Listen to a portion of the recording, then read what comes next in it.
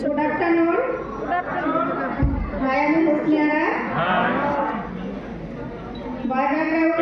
আমি একজন হাই বয়। 10 বছর আগে আমার হাজবেন্ড মারা যায়। তো ছোট ছোট বাচ্চা রেখে মারা যায়, তো অনেক কষ্ট। সে কষ্ট আর মানে বলতে পারছি না, কি করে বলবো।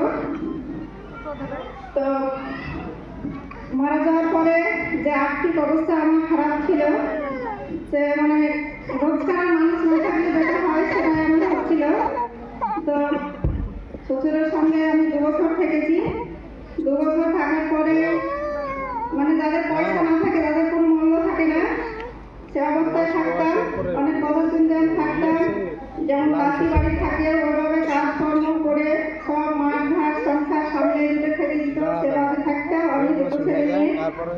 তো পড়াশোনাও ছিল, কষ্ট করে পড়াশোনাও করিয়েছি। বড় ছেলেটা আমার অ্যাবনর্মাল, শোনাবলা কিছুই ছিল না। তো এই কষ্ট নিয়ে থাকছিলাম। থাকতে থাকতে শ্বশুরের সঙ্গে যখন থাকি, 3-3টে জাম বুঝতে পারে না, কিন্তু যা ওদের করে হিংসা করতো। হিংসা করে আমি যখন নিজে একা খেতে লাগি, 2 বছর খাওয়ার পরে আমি একা খেতে লাগি।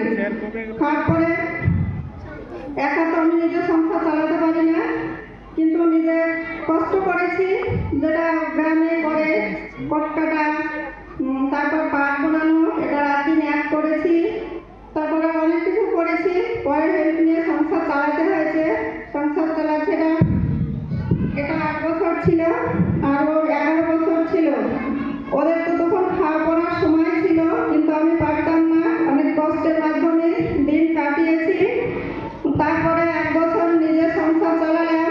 নিজের সংসারে যখন বাবা ভাই আমাকে হেল্প করে, হেল্পের পরে তখন মায়ের বাড়ি চলে আসি। মায়ের বাড়ি আসার পরে আমার আব্বা হঠাৎই আর 7 বছর আগে স্ট্রোক করে মারা যায়। সে বাবা মা গরিব, ওইভাবে সংসার চলে। ছেলেটাকে কষ্ট করে পড়াশোনা করেছি, বিএ সেকেন্ড ইয়ারে। তো কষ্টের মাধ্যমে পড়াশোনা করেছি, কিন্তু কষ্টে আমি ভেবেছিলাম যে কষ্ট করেই মনে হয় আমাকে সারাদিন যখন কাটতে হবে। এভাবে আমার দিন চলছিল। হঠাৎই একদিন এই সিস্টেমের সন্ধান দেয়, এই সিস্টেমকে কন্টিনিউ ফলো করি। কিন্তু এমন অবস্থা আমার ছিল, আর্থিক অবস্থা ছিল না। আমার স্বাস্থ্যেরও দরকার ছিল, কিন্তু অর্থেরও দরকার ছিল। কিন্তু আমার কোচকে আমি বলেছিলাম যে আমার তো টাকা নেই, কিন্তু টাকা বলতে প্রতিবন্ধী, এ ছেলেটা আমার প্রতিবন্ধী, শোনাবলা কিছুই ছিল না। তো ওর অ্যাকাউন্টে 5,000 টাকা ছিল। সেই 5,000 টাকা তুলে আমি দিব বলে আমি ধার নিয়েছিলাম মাধ্যমে, সেটা আমি দিতে পেরেছিলাম না। তো 1 সপ্তাহ একটা সুন্দর রেজাল্ট করি, তো মানে দুর্দান্ত রেজাল্ট হয়। তারপরে আমার একটা সোনা ছিল, সোনা বন্ধ 100 ভলিউমের খাবার অর্ডার করি আমি। এইভাবে চলছিল। কিন্তু আমার বড় ছেলেটা তখন 12-14 বছর থেকে খাটতে শুরু করে। ছেলের খাটনি আর কোচের হেল্প, এ করে আমার মানে ওজনটা কমাতে থাকি। এবার ওজন কমাতে গিয়ে তো অনেক টাকা পয়সার ব্যাপার আছে। তো সেটা আমি, আমার কোচ আমাকে বলেছিল যে আপনি কিছু মানুষকে হেল্প করুন। এক ছেলে বাইরে খাটতে লাগে, ছেলের খাটনির পয়সা, আর কোচ আমাকে অনেক হেল্প করে। হেল্প আর খাটনির টাকা দিয়ে আমি কন্টিনিউ 5 মাস